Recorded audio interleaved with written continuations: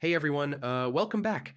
In this quick tutorial, I'll show you how to add a weather widget to your Google Sites. So yeah, your visitors can see live weather updates right on your page. First, open the Google Sites where you want to add the weather. Make sure you're signed into your Google account. Otherwise you won't be able to edit anything.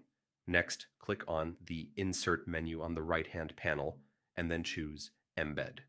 This allows us to add custom widgets like the weather one to your page.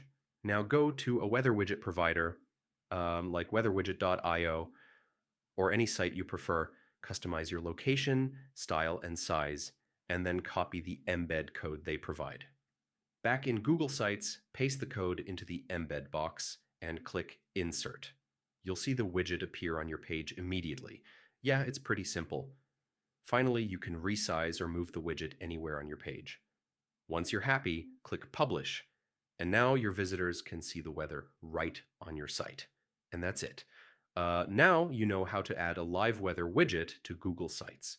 Don't forget to like and subscribe if this helped you, and I'll see you in the next one.